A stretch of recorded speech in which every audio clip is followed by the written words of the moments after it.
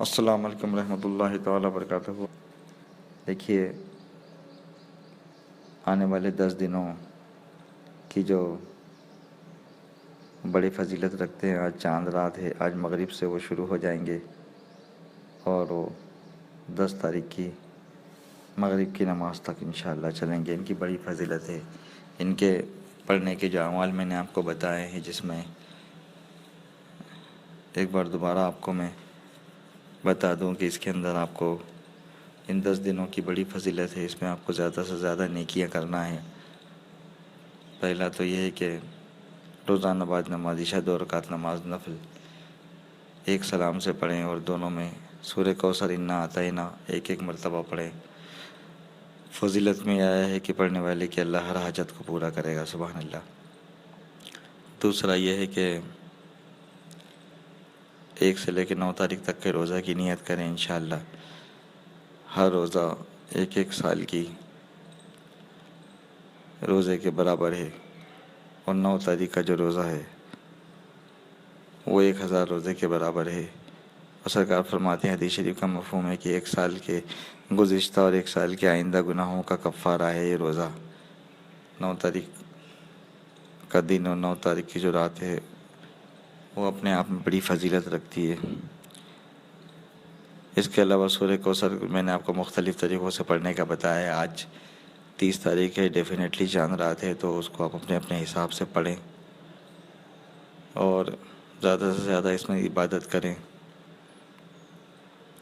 سورہ کوثر کے مختلف طریقے میں نے آپ کو بتائے ہیں، جیسے آپ سے بن سکے۔ اگر آپ ان 10 دنوں میں 1.25 لاکھ کر سکتے ہیں تو روزانہ 12,500 بار پڑھیں۔ اگر 43,000 کر سکتے ہیں تو روزانہ 4,300 بار پڑھیں۔ اگر 10,000 بار کر سکتے ہیں تو روزانہ 1,000 بار پڑھیں۔ اور اگر کل 4,300 بار کرنا ہے تو روزانہ 430 بار پڑھیں۔ یا پھر آپ کے پاس وقت نہیں ہے تو آخری کے ایام 7، 8، 9 یا 3 دنوں میں ضرور پڑھیں، کم سے کم 1,000 بار پڑھیں۔ پڑھنے والا جو ہے سورہ کوثر کا حامل ہو جائے گا انشاءاللہ۔ پھر پورے سال جو ہے روزانہ ایک تسبیح، یعنی تو کم سے کم 43 بار ضرور روزانہ پڑھیں۔ اس کی بہت برکتیں، فضیلتیں ہیں۔ سب سے زیادہ یہ فضیلت ہے کہ پڑھنے والوں کو سرور کائنات صلی اللہ تعالیٰ علیہ وسلم کی زیارت انشاءاللہ ان 10 دنوں میں ہوگی، اگر وہ صدقے دل سے پڑھتا ہے، اگر اللہ رسول چاہے تو۔ دوسرا، روزی کی کثرت ہوگی، برکت ہوگی، اور بہت سارے فضائل ہیں۔ آپ ایک انشاءاللہ اس سال پڑھ کے دیکھیں۔ اس کے بعد تیسرا، کلمے کی بہت فضیلت ہے۔ یہ تو پورے ماہ میں آپ کو کثرت سے پڑھنا ہے، کم سے کم 300 مرتبہ روزانہ پڑھیں، نہیں تو کم سے کم 300 مرتبہ اور زیادہ سے زیادہ 1,000 مرتبہ پڑھیں۔ اور ہر 100 ایک تسبیح جب پوری ہو جائے تو ایک دعا کریں۔ حضرت ابراہیم علیہ السلام، حضرت اسماعیل علیہ السلام کے واسطے ایک دعا کریں، کہ وسیلے سے آپ دعا کریں انشاءاللہ۔ آپ اگر 1,000 مرتبہ پڑھیں گے تو اللہ آپ کی 10 حاجتیں پوری کرے گا، اور اگر آپ 300 بار پڑھیں گے تو 3 حاجتیں آپ کی پوری ہوں گی۔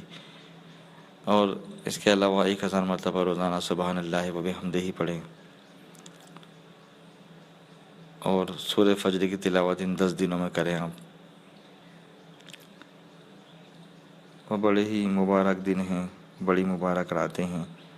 حدیث شریف کا مفہوم ہے کہ رمضان کے بعد سب سے افضل دن یہ 9 دن ہیں، اور ان کی راتوں، آج کی رات سے لے کے 10 تاریخ کی رات تک کا جو قیام ہے وہ لیلۃ القدر کے جیسا ہے۔